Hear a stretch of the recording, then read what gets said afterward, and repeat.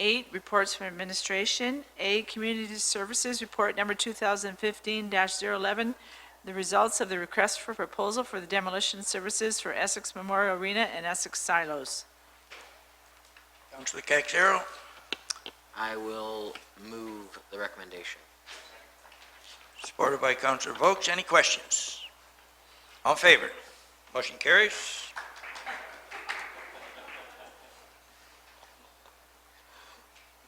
Item B, Community Services Report Number 2015-012, regarding the Colchester Building request for proposal update.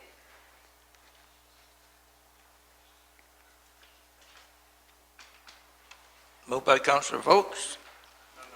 Oh, well, you can discuss it. Okay, who'd like to? Deputy Mayor Malash and Councillor Caxero. Question, Councillor Vokes. Thank you, Mr. Bjorkman.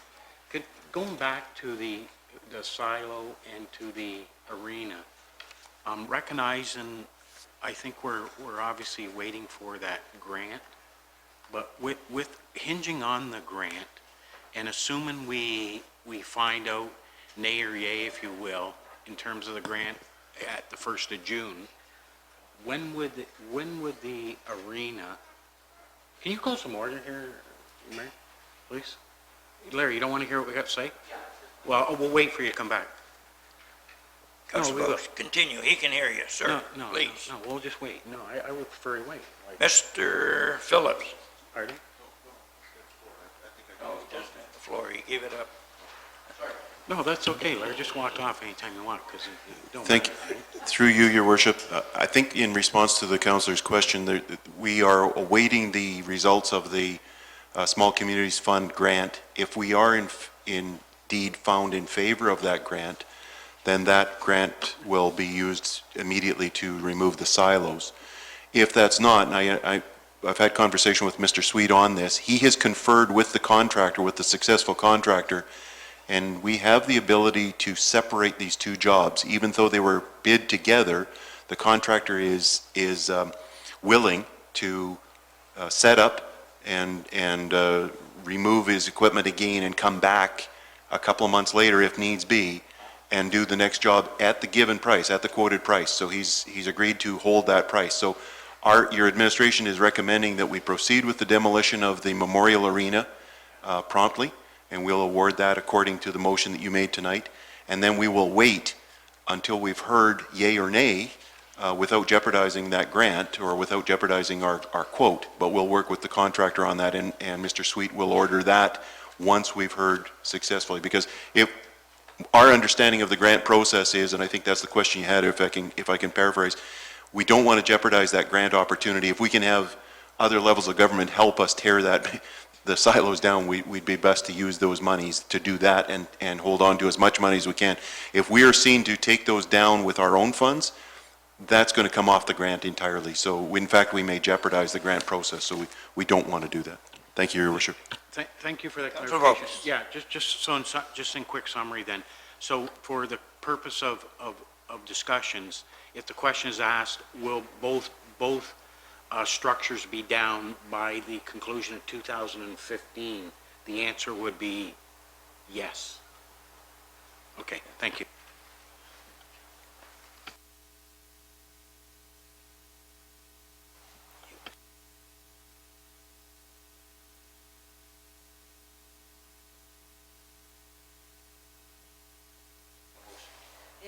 Yeah. All in favor of that motion? All in favor? Councillor Caxero. And that's why I was going to raise a point of order. We had a motion on the floor for something totally different, and we went backwards, and now nobody even knows what the motion was. So, quite frankly, I mean, anyway, it was with regards to the harbor, and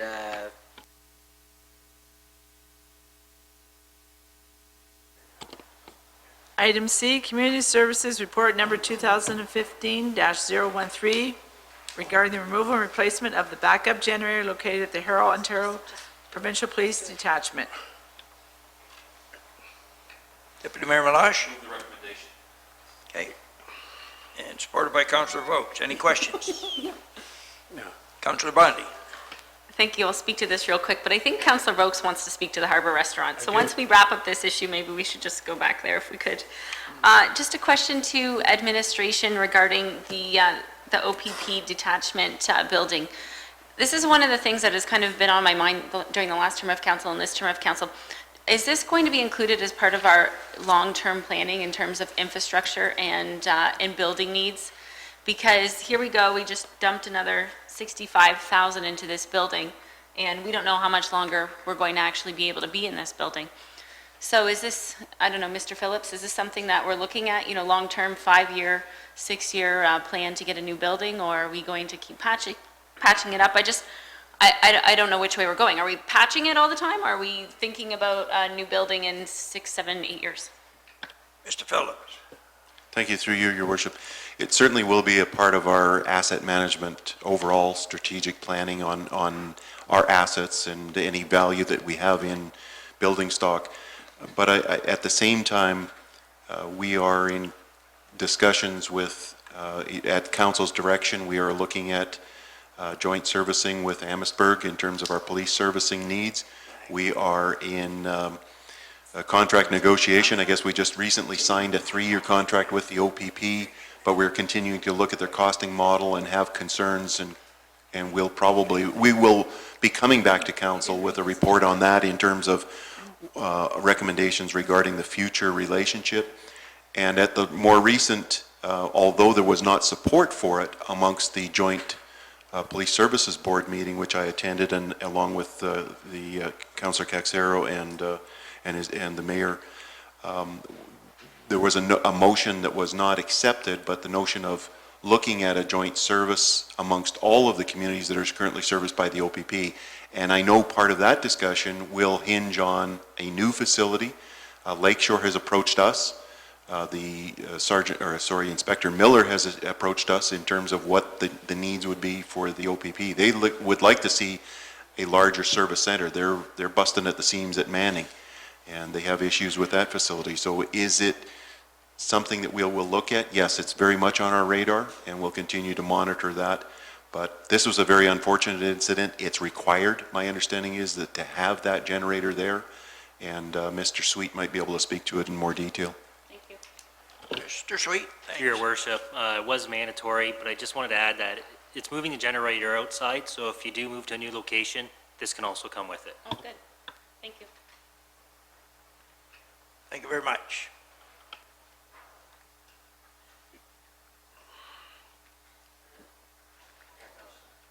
All in favor of that motion? No comment. Motion carries. Councillor Snively, a question? Yeah, I just wanted to go back to the Harbor Restaurant, if I could briefly. And if I could? I guess. And the reason I want to do that is because when it fleeted through, is on page 81, it says at the end of the most recent lease, the town administration reviewed the facility and obtained pricing to replace missing equipment and to get the facility back into a state it could be open to the public. The estimated cost to complete this work is $214,775, right? So my question is what initiatives are we doing right now as a town to recover that? Is that still in a legal proceeding? Mr. Phillips? Thank you, through you, Your Worship. In answer to Councillor Vokes' question, yes, we are still pursuing litigation with the former leaseholder. Okay, thank you.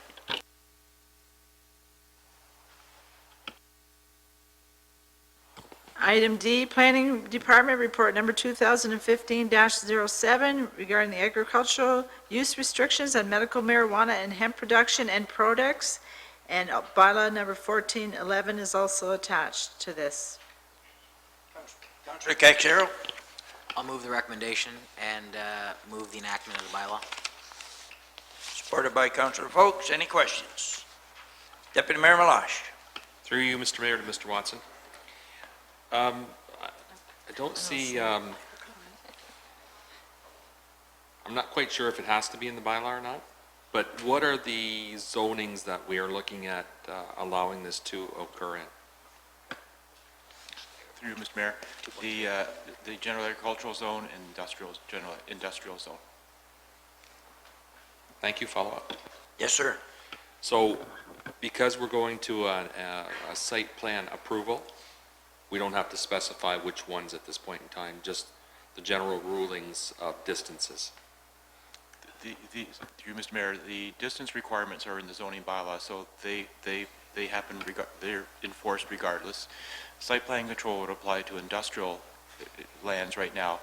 It doesn't apply to agricultural lands yet. That will require an official plan amendment, which I'm going to do as part of our official plan review. But in the meantime, the setback requirements are in effect once this bylaw is approved. Follow-up? Yes, sir. Okay.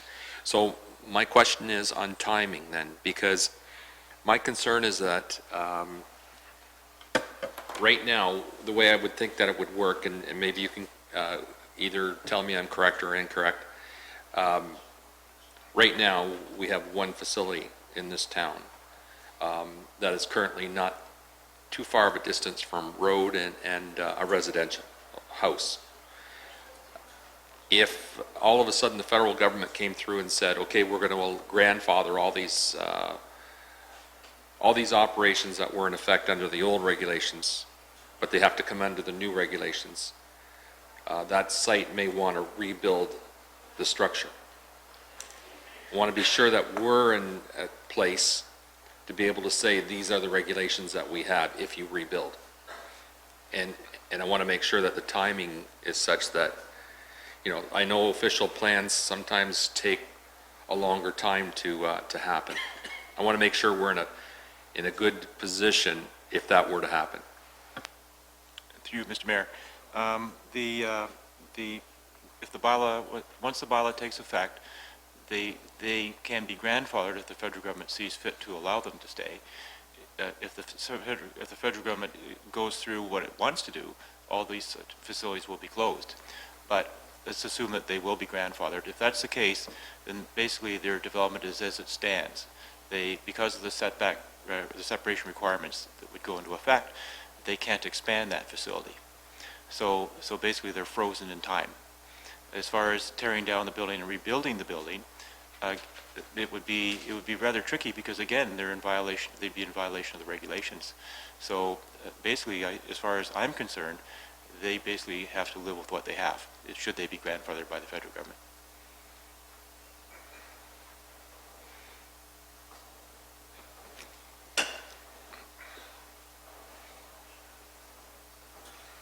Anything further?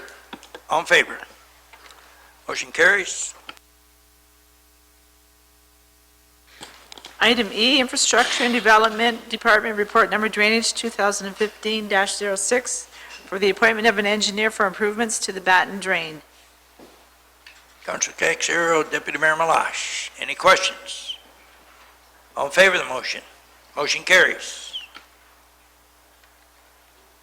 Item F, Infrastructure and Development Department Report Number 2015-07 for the appointment of an engineer for repairs improvements to the Philip Ferris Drain. Moved by Councilor Bonnet, supported by Councilor Bjorkman. Any questions? All in favor? Motion carries. 9, Correspondence. Item A, Essex Region Source Protection Plan approved. This is a notice from the Conservation Authority. Moved by Councilor Bjorkman, supported by Councilor Caxero. Any questions? All in favor? Motion carries. Item B, Independent Electricity System Operator, development of a 20-year electricity plan for Windsor, Essex. Moved by Councilor Bondi, supported by Councilor Caxero. Oh, almost. Any questions? All in favor? No, she had a question. Councilor Bondi. If I may, if I read this letter correctly, is it their intention to come to council and share their plan with us? In the last paragraph, I think it would be nice to have them come share their plan with us. Maybe we can see how it relates to wind energy. and the expansion of wind energy. So yeah, hopefully, maybe we could write them back saying that we're interested in meeting with them. I agree. Yep, good idea. Anything further? All in favor? Motion carries. Item C, Marilyn McLean, resignation from the Arts, Culture, and Tourism Committee. Councillor Caxero, supported by Councillor Bondi. Councillor Caxero, I was going to move it with regrets, yes. It states in the resolution. all in favor? Motion carries.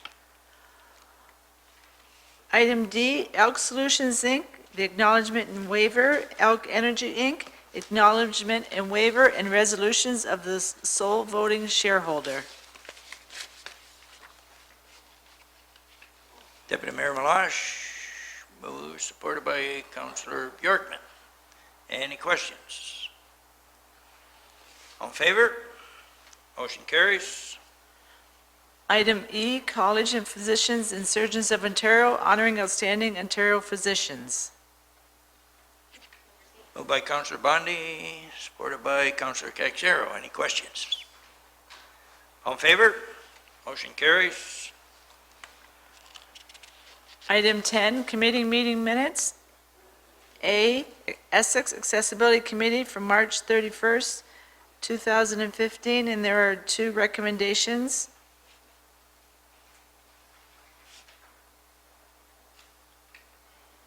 Moved by Councillor Bondi, supported by Councillor Bjorkman. Councillor Bondi. Thank you, Mr. Chair. The first recommendation is from the Accessibility Committee to talk, to go forward to our planning department to see if there's a way we can expand our CIP program to include accessible entrances. Now, in Harrow Center especially, we still have quite a bit of a pocket of money, and anything that we can do to encourage our businesses to help them become accessible is really important. So the committee thought it would be a good idea to see if we can have a standalone grant as part of our CIP for accessibility for entrances. So we all know accessible entrances are extremely important. So if a business wants to do new brick, a new awning, and include an accessible door, this might encourage them to include an accessible door. So the thoughts for the committee was to see what Jeff Watson thought about this and have him bring ideas back to council, whether an accessible grant is allowed or not. But I think we've reached the point in council where we should look at expanding our CIB program if we can at all. So that was that recommendation. And then the other one, in where the sidewalk was, maybe council can just throw it in the 2016 budget. Excuse me. We have been talking about this sidewalk for a long time. It's come up every single year in the accessibility committee, so perhaps we can just throw it in our 2016 budget and talk about it during budget deliberations. Those are just the comments from my position because I'm on the accessibility committee. Thank you. Councillor Bjorkman. Yes, thank you, Your Worship. Just to the accessible issue, there's seven different grant programs, and 3 of them, accessibility is part of that program. So when the accessible doors are already in a number of those, and just for information, we just put one in our store, and it's $2,000 just for the mechanism. That's using the door you have. So it is a fairly expensive item, but there is provision in the programs that we have right now. So a standalone, I would support that, but I'd still support it at the 50% issue, not just a standalone grant that we would pay for accessible doors, as long as they were partnering with us. Councillor Caxero. Through your worship to Councillor Bondi, was it more for an approach access? Because I know there's some businesses in Harrow that are steps up from the ground level. Was that the intent, or was it just for the buttons to control the doors? Councillor Bundy? Thank you. It was for the approach, but also for anything that can help get our residents into our businesses. And it was just like Councillor Bjorkman said, we had the CIP documents at our accessibility meeting, and we went through them, and we said, yes, accessibility is incorporated into the CIP, but let's see if we can have it as a standalone program too, because the money isn't flying off the shelf. Another thing, as an aside, I would love council to consider, maybe Jeff Watson can look into this. I don't know what your thoughts are on this, Russ, but and I've had some brief discussions with Mr. Watson on this, is a demolition grant. For example, somebody wants to buy Sheps, and it's going to cost such and such amount of dollars. Can we throw in a little bit incentive for them to demo the building? And it's only a small grant, but in that grant would only be paid out once they build. So they're not demoing and letting land sit there. But I think it would be diligent of this council to sit down and say, how can we expand our CIB programs so that money is flying off the shelf and we are getting more of a boost in our downtown centers? Thank you. Councillor Vokes? I personally think it's a great idea. And in terms of the CIP plan, we developed the CIP program. I respect what Jeff's saying, but we can alter it in any way we want. There's nothing saying that it has to be steadfast to the way it's written today. The buildings today, if you look at the circuit pictures from 1950, they're the same storefronts. So with wheelchairs and things of that nature today, you can't get in some of those stores. So we have to make that part of the CIP program, unquestionably, in order to do the right things for people who are physically challenged. Simple as that. Deputy Mayor Malash? Through your worship, yeah, and I agree with what people are saying here. I mean, these are just recommendations that are coming forward. It's not like as if we're going to jump on it and act today. It's something that they're recommending to us, and it's something that we should keep in mind for direction going forward. Because obviously, we've already set our budget for this year. We're not going to be able to, to go forward with the sidewalk. As Councillor Bonnie was saying, maybe take a look at it in 2016. But I definitely think that these are good recommendations for sure. Councillor Vokes? I respect everything you're saying, Deputy Mayor Malash, but in terms of the accessibility portion of it, and the CIP and the doors, we should be doing that as early as tomorrow. There shouldn't be anybody left out on the street. There shouldn't be nobody. I get the sidewalk thing, right? But we should start the discussions on incorporating that into our CIP plan immediately, and it's an oversight. Okay. Mr. Phillips? Through you, your worship, I'll have to confirm, but I think what the point that I'm seeing here is that it's a standalone grant. If I understand Councillor Bondy correct, as a member of that committee, is that your committee is looking for an additional pot of money that would be dedicated strictly towards these. The CIP as it stands today, and I think Councillor Borkman indicated that earlier, already extends to cover accessibility issues. It's a matter of who's making application, who's taking the uptake to that, and right now you're looking for an additional amount of money that is allocated specifically for that reason.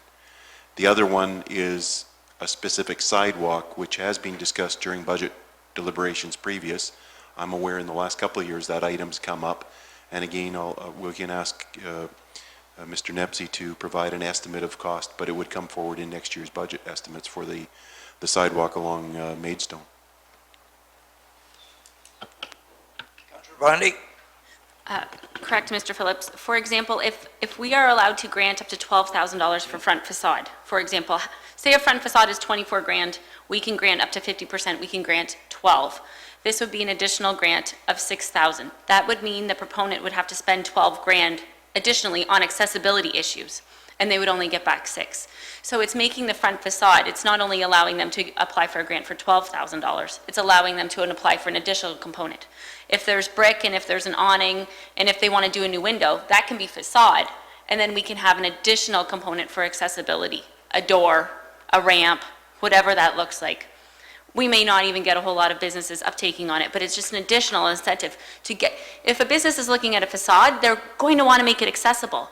But financially, they might have limitations. This just might be an extra incentive to say, hey, I'm going to put an accessible door in, and then everybody wins. It is a standalone grant. Deputy Mayor Malash? And, it's okay. And I just want to point out that making sure that these accessible things happen are only important in Wards 1 and Ward 4, because the CIP is only in Ward 1 and Ward 4. So if a business in Colchester, or a business in rural Essex, or a business in McGregor want to put in accessibility for their patrons, we do not help them. We're going to use taxpayers' dollars to help out in Ward 1 and Ward 4, but so what? Anybody else in any other ward doesn't get helped out. Maybe this should be something other than CIP.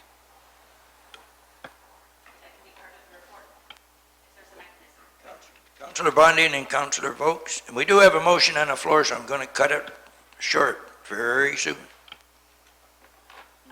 Thank you. Deputy Mayor Malash has a valid point. I say we just leave it with Mr. Watson and Mr. Phillips and see what they come back with in terms of what's legal, what we can do right now. And the Accessibility Committee will be appreciative of us looking into it. Okay, Councillor Vokes? Yeah, I won't prolong it, but if we know that, if we know the maximum is $12,000, and I, as a business owner, I can't afford to do that right now for whatever given reason, but I could afford tentatively to do $2,500 for an accessible door with a nice awning, match for $2,500, that's $5,000.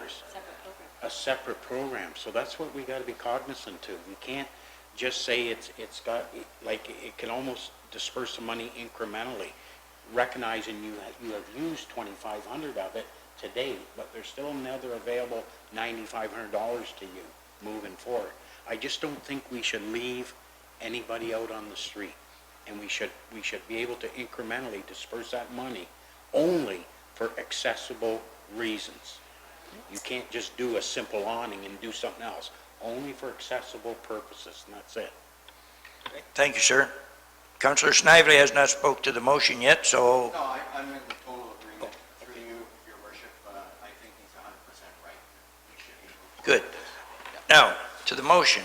Before I call the question, the last line in there says, the motion be received and referred to 2016 budget deliberation. So if we're going to receive this motion and you want to start doing something now, something's got to change here. The recommendation from the Accessibility Committee. Councillor Bondi. Councillor Bondi. Thank you. I think the motion is fine how it stands. We'll send the sidewalk to budget, and I think administration has enough direction to come back with a recommendation for the CIP. Is that okay? Yeah. Is that okay? Because it says. Well, it's saying be referred to budget deliberations. It's not saying anything about that. So they have to change the motion. We can still do this. Yeah. We can do that? Okay. Okay. Not a lawyer either, so, all in favor of the motion? Motion carries. Item B, Arts, Culture, and Tourism Committee meeting from April 8th, 2015. Moved by Councillor Vokes, and seconded by Councillor Caxero. Any questions? All in favor? Motion carries. Item 11, bylaws. A, bylaw number 1392, being a bylaw to provide for the Belcraft Beach diversion drain, and this is for the third reading of the bylaw. Moved by Councillor Bondi, supported by Councillor Snively. Any questions? All in favor? Motion carries. Item B, bylaw number 1412, being a bylaw to adopt the 2015 budget estimates. Deputy Mayor Lash moves, supported by Councillor Caxero. Any questions? All in favor? Motion carries. Item C, bylaw number 1413, being a bylaw to provide for the financing of a 70-foot platform truck and a rescue truck for the fire department in the amount of $404,165.34.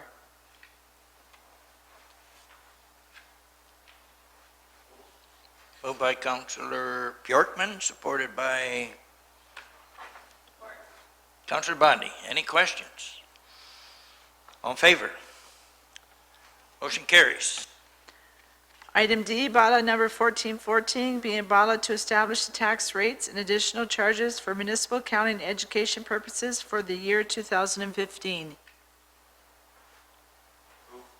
Moved by Councillor Bjorkman, supported by Councillor Caxero. Questions? All in favor? Motion carries. Bylaw number 1415, being a bylaw to confirm the proceedings of the May 4th regular council meeting. Moved by Councillor Snively, supported by Councillor Caxero. Any questions? All in favor? Motion carries. There's nothing under financial, and under new business, Councillor Bondi had an item she wanted to bring forward. Councillor Bundy? Thank you. This afternoon, council received a letter from our MPP's office, Taraz Natashak, and it's regarding the number 3 highway in the widening of number 3 highway. And unfortunately, in the 2015 provincial budget, we did not receive funds for having that phase 3 completed.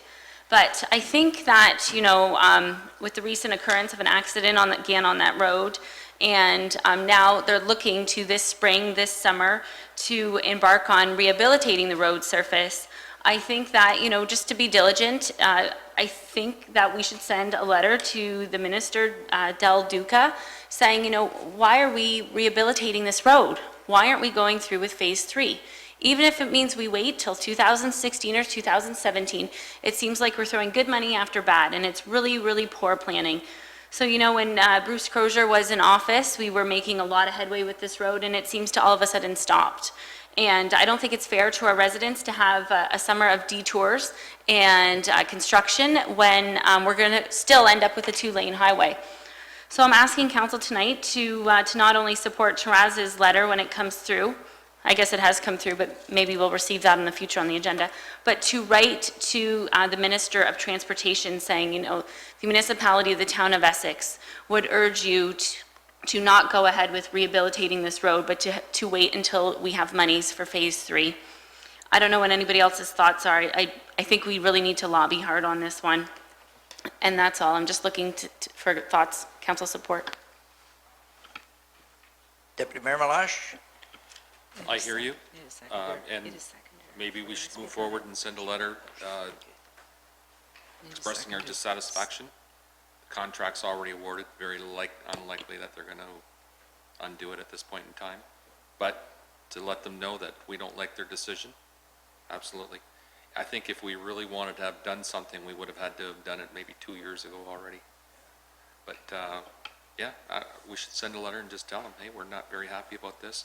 Also, at the same time, we should be perhaps having our administration speak with other communities that would be affected by, like Kingsville and Leamington, and work together on this, a coordinated effort to hit up on the provincial government, and even at our AMO conference coming up in August, perhaps have a joint committee from the county here that goes to the Ministry of Transportation and suggest to them, hey, look we need service down here. You recognize that this road needs to be 4-laned.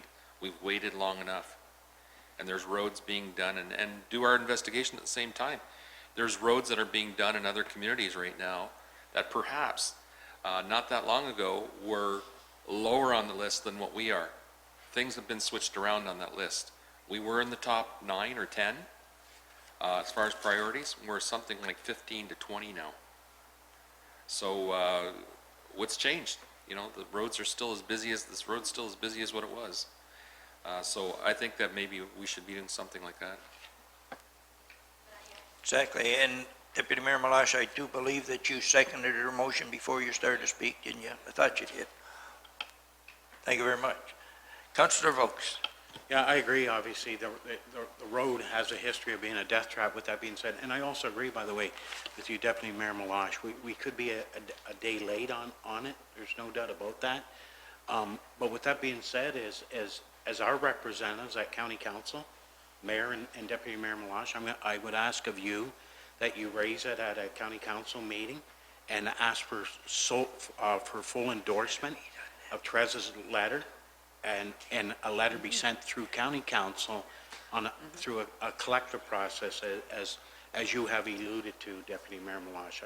So I would ask that you do that, and they will either support or they will deny, but we've done our diligence. To the motion, all in favor?